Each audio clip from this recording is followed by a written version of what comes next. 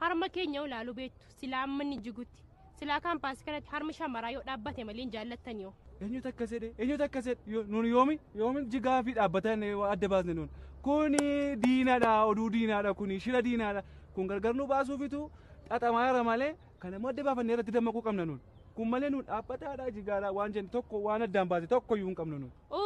Beeknee addaan baasu jechaa jirta? Akkamitti adda baasna yoo utubduun jirtu? Utubduun immoo maal? Isheettiin qabsiisanii istooriitii dhaaban. Ciigaa sa'uu keetii? Ciigaamaa wayi. Giifti bataartaa na rabsaarta seera kabaji. Ati iyyuu seera kabaji. Na sodaatti seete? Keessa ba'aa jirta giifti. Ati immoo keessa turaa jirta.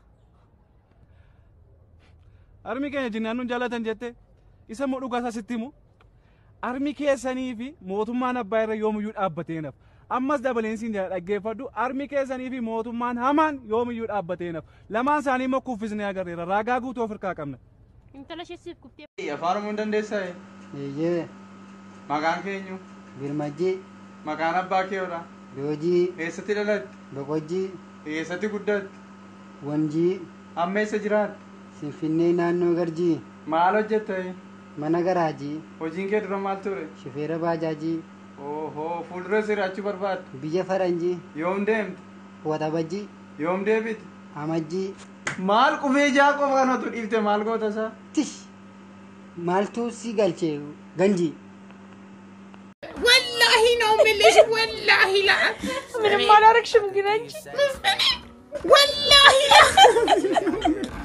والله لازم ترتر زوني كهولتنا فوق لا يكونوا للتلقي نبر وبيكونوا يحطات لي من ما لا ترف من دو بس ما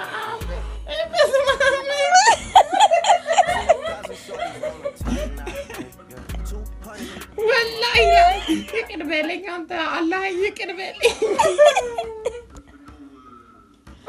كيف مزروش نوندي ጓደኞቼ ስንት ሰው እንዳለቀ ብታይ እኔ ይው ለናቴ አን ወላሂ ነው አንድ ነገር የለኝም አንድ ተጫወተች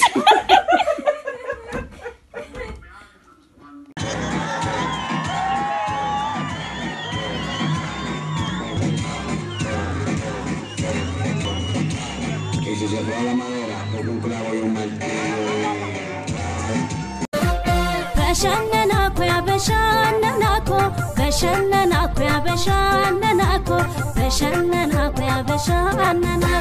ya lelchita koya soda tanako ya onnata koya soda chita sota anko sibega namna brifata kuya sutumani alkanna tarifata hasawnike nimiyawa jechi kanke kangalawa nimshi sawa ya beredu